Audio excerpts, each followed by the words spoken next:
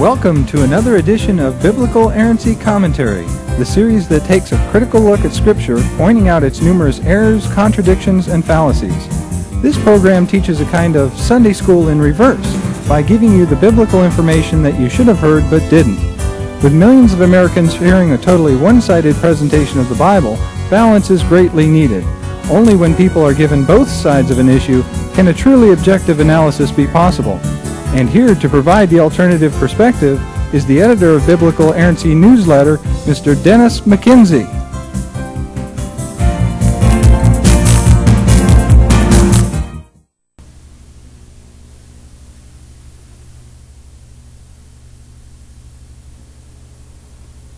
Welcome to the 20th edition of Biblical Errancy Commentary. We're pleased you've joined us.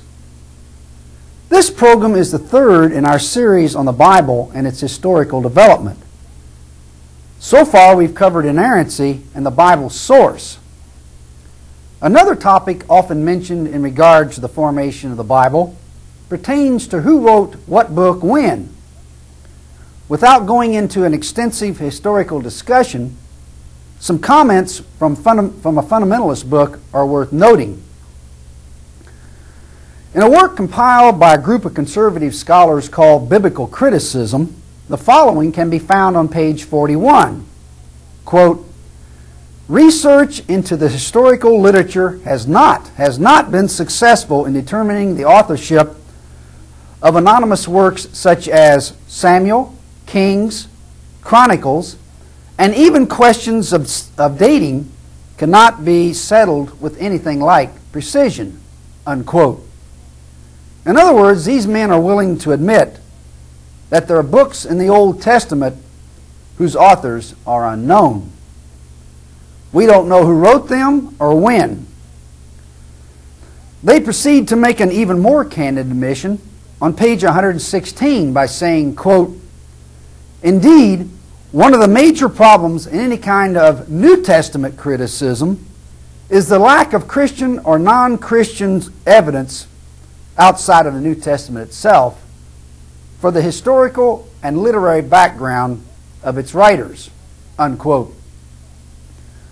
Apologists who claim to know the authors and dates of books in the Bible are nearly always whistling in the dark. They don't know the source. And reasonably candid scholars are often willing to admit that it can't be determined with any degree of precision and involves a tremendous amount of guessing and estimating.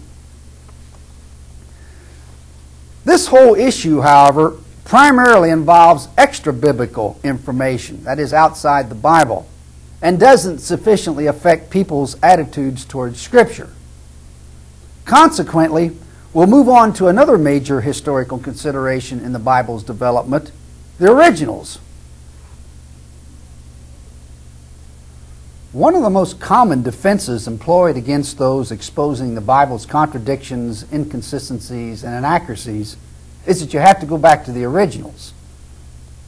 Defenders of the book will often admit that versions such as the Revised Standard, the King James, the New American Standard, and the New International have contradictions and inconsistencies, but if you return to the originals, you'll find them to be totally consistent.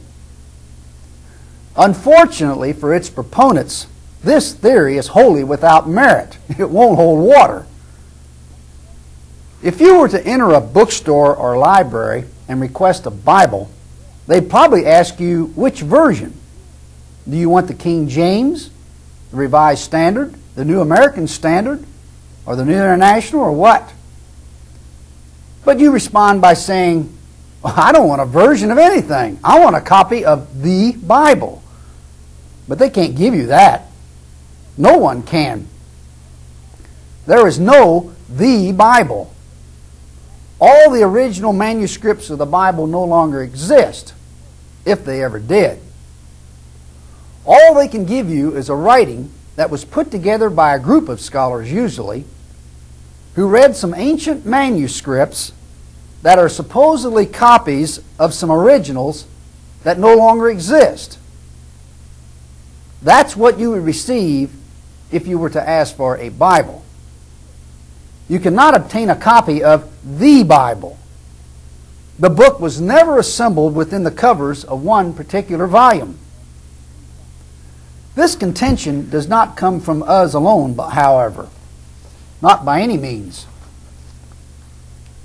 Oddly enough, there's a King James only fundamentalist organization within Christianity itself that takes a position quite similar to ours. One of its writers, Norman Ward, stated the following on page 6 in his book entitled Perfected and Perverted. Quote, "In discussing the texts of the Bible, the revisionist," those are people who don't believe the King James is the only reliable Bible, will often use the phrase, "according to the original Greek."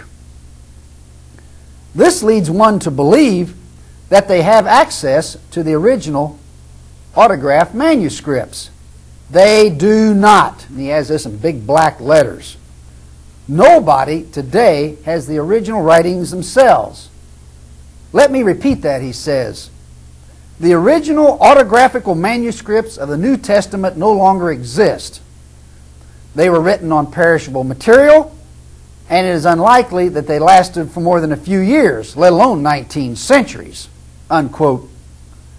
Later, Ward states, quote, "Often the same people who refer you to the original Greek will also refer you to the original Bible.